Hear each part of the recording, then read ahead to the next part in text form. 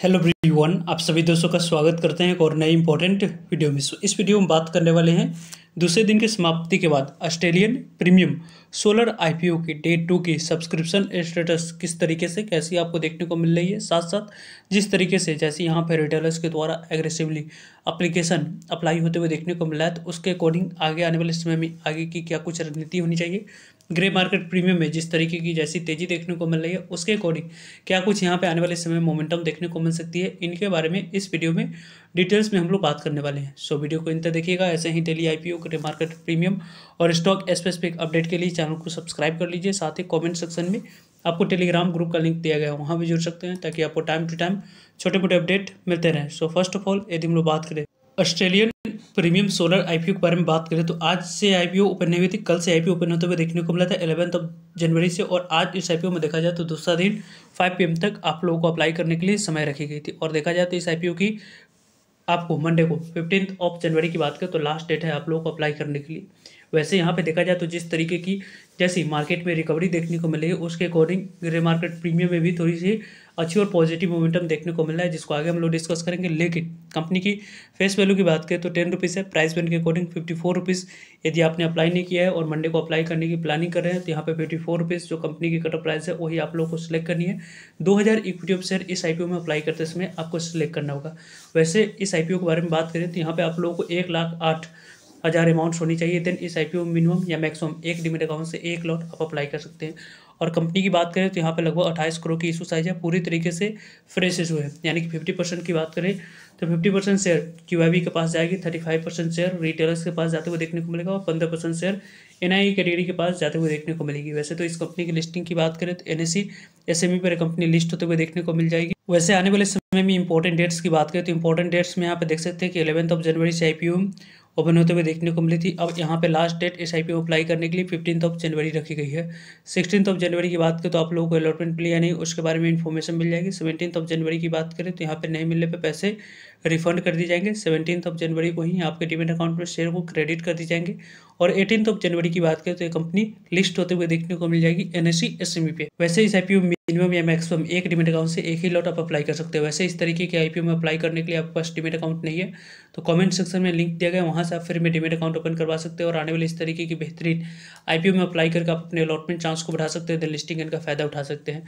वैसे देखा जाए तो इस कंपनी के प्रमोटर्स की होल्डिंग की बात करें तो प्रमोटर्स की होल्डिंग प्री आईपीओ से पहले 99.98% थी। अभी देखा जाए तो 73.64% की होल्डिंग प्रमोटर्स की अभी भी इस कंपनी में आप लोगों को देखने को मिलेगी, जो कि एक अच्छी और शेयर होल्डिंग्स पैटर्न इस कंपनी में आईपीओ आने के बाद भी आप लोगों को देखने को मिलेगा। वैसे तो कंपनी के बारे में बात करें कुछ पॉजिटिव पॉइंट्स को यदि हम लोग डिस्कस करते हैं तो यहाँ पे आप लोग देख सकते हैं नैब कैपिटल्स वीसी, यहाँ पे नैब कैपिटल्स इमर्जिंग जो स्टार फंड्स है उसके द्वारा इस कंपनी के जो एंकर इन्वेस्टर है उसकी बात करें तो लगभग 33% पूरी तरीके से फुलफिल की गई। 33.5% लगभग देखा जाए तो 4,80,000 इक्विटी शेयर यहाँ पे देखा जाए तो एलोकेशन किया गया है। और यदि हम लोग बात करें Rajasthan global securities private limited funds की तो लगभग 5 लाख इक्विटी शेयर एलोकेट करी गई है, लगभग 34 करोड़ की यहाँ पे वैल्यू की।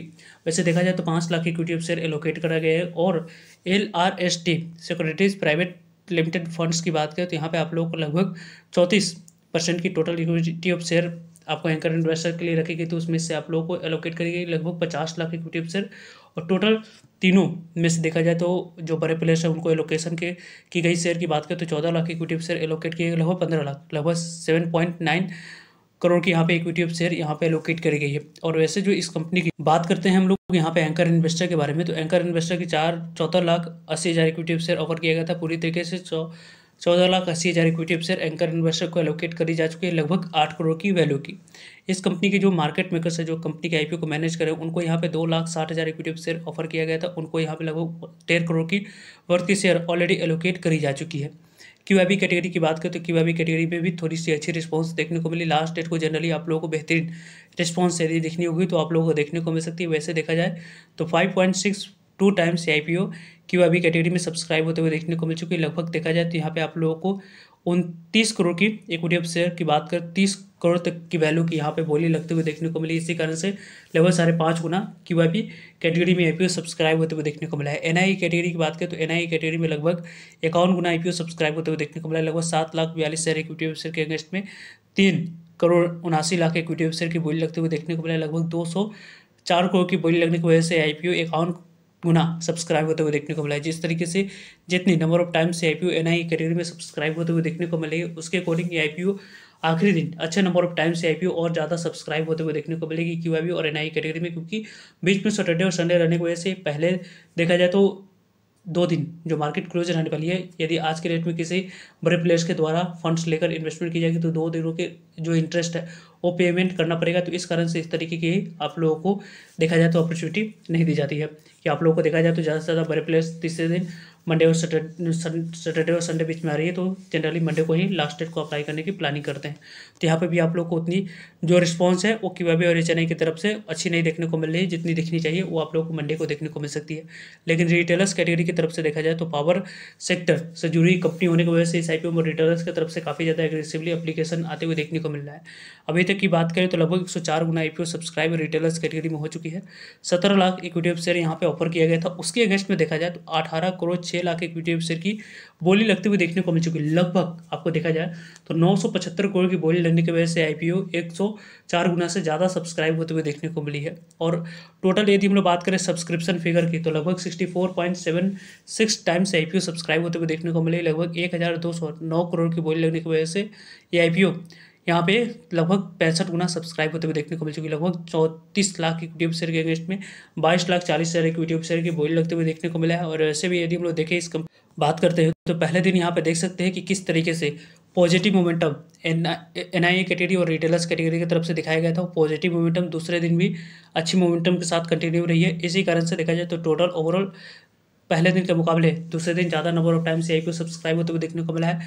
एनआई कैटेगरी की तरफ से भी पहले दिन के मुकाबले दूसरे दिन अच्छे मोमेंटम दिखाई गई है। साथ साथ आप लोगों को देखा जाए तो क्यूआईबी कैटेगरी की तरफ से भी देखा जाए तो दूसरे दिन अच्छे मोमेंटम आप लोगों को इस आईपीओ में देखने को मिली है। जिस तरीके से जितनी अच्छी और बेहतरीन मोमेंटम आपको देखने को मिला है, उसी कारण से देखा जाए तो इसके ग्रे मार्केट प्रीमियम में भी रिकवरी देखने को मिली। क्योंकि यदि हम लोग बात करें तो यहाँ पे जिस तरीके से जितने नंबर ऑफ टाइम से आईपीओ सब्सक्राइब हो रही है उसके अकॉर्डिंग इस आईपीओ में लास्ट डेट को अप्लाई करने की मेरी प्लानिंग है। आपकी क्या प्लानिंग है, किस तरीके से कैसे आप लोग इस आईपीओ को अप्रोच कर रहे हो, कमेंट्स करके आप लोग बता सकते हो। वैसे तो देखा जाए तो इस बात करें हम लोग ग्रे मार्केट प्रीमियम की तो मॉर्निंग में जो हम लोगों ने ग्रे मार्केट प्रीमियम 30 रुपीज़ पर देखा था वो आप लोगों को अभी 35 रुपीज़ पर कारोबार करते हुए देखने को मिल रही है। लगभग देखा जाए तो आप लोगों को यहाँ पे 89 रुपीज़ की लिस्टिंग प्राइस हो सकती है और एक लॉट पे आपको प्रॉफिट मिलने की चांस ऑफ पॉसिबिलिटी की बात करें तो लगभग आपको 65% तक की प्रॉफिट मिलने की चांस ऑफ पॉसिबिलिटी, यानी कि आप लोगों को लगभग 75,000 तक की प्रॉफिट आईपीओ आराम से आप लोगों को देखा जाए तो 68,000 की प्रॉफिट आराम से आईपीओ बनाकर देती हुई देखने को मिल जाएगी। जिस तरीके से इसकी ग्रे मार्केट प्रीमियम में एसएच रिपोर्ट के अनुसार से